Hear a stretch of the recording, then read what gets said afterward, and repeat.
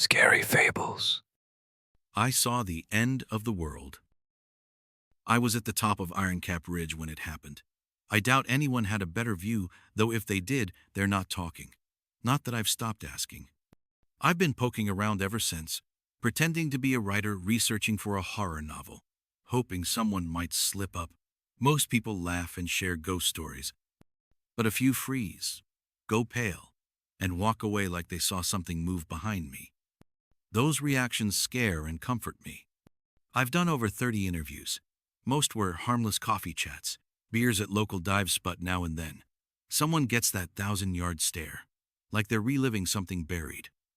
That expression makes it harder to believe I imagined it all. The last person I spoke to was a nurse named Beth. I found her in a Facebook folklore group. She was friendly until I asked about the 3rd of August, 2021.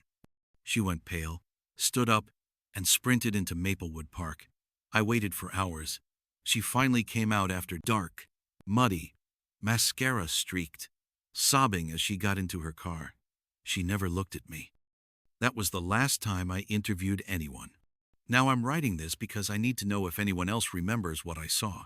Maybe this will jog something loose. Back then, I worked as a security guard for a mining company in the Bitterroot Mountains. Quiet work. Half the time I patrolled with an audiobook. The rest, I sat in a concrete watchtower with monitors, a bunk, and my laptop. Mostly games, snacks, and checking camera feeds. It started during lunch. I was halfway through an egg salad sandwich when my coffee mug began to shake. Nothing wild. Montana gets shakes. But the rhythm felt wrong, deliberate, like footsteps. Then the real quake hit. Binders flew, monitors shattered, coffee sprayed. I didn't run, just curled into a corner and prayed. And then something screamed. It wasn't human, not even animal. It sounded like metal being torn apart and set on fire, echoing through the valley. I had to see. I staggered to the north window, timing my steps to the tremors. Something was in the sky. Not flying. Occupying it. A mass of black, stretching horizon to horizon, writhing like it was alive. It swallowed the sun, plunging the valley into shadow. Then it touched down. A limb, a leg, slammed into the valley floor like a meteor. The tower rocked, throwing me into the wall. When it stopped, I was soaked in coffee and blood from a gash on my forehead. I should have fled, but I grabbed the radio. Anna? You there? Anna was my supervisor at the base of the ridge. Nothing. Anna, please respond. Something's wrong. Everything's down. I don't know what's happening. Still nothing. Then the sound. Tapping on the roof. Rain. I limped to the window and stopped. The sky wasn't cloudy. It was black. No stars.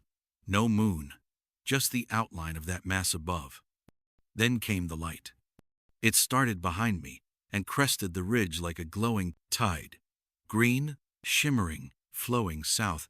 It lit up the valley and the limb, bent into the ground, impossibly long, vanishing into the sky. The sight made my brain reject itself. The light faded, leaving only pinpricks of blue flashlights maybe, or cars, like a city barely alive. Then the rain changed. Thicker, darker, red. It hit the valley like paint dumped from the heavens. Crimson soaked the mist, turning everything into a slow-moving sea of blood. I'd call it symbolic if I hadn't seen it coat the trees. That's when I hit terminal freakout. Ever heard that term? It's when your survival instinct just quits. And then the heads came. Not a metaphor. Actual heads suspended from the blackness above like marionettes on invisible strings. They hovered, glowing yellow eyes casting beams into the dark. They didn't speak, but their mouths moved, screaming, agony frozen in every expression. Some were human, some animal, others alien. Compound eyes, fangs, impossible shapes. Each hung for a few seconds before rising and being replaced. A parade of judgment. And still, I couldn't look away. Not until I heard the second scream. From below, The valley screamed. Maybe it wasn't real. Maybe I passed out and dreamed it. Maybe it was everyone, all at once, remembering something we weren't supposed to. But if you've seen it too, if this scratches at something deep inside you, please, say something. Let me know I'm not alone. Another scary fable told. Another night survived. For daily eerie stories and unsettling fables, like, subscribe, and turn on your notifications so you'll be ready for tomorrow's tale.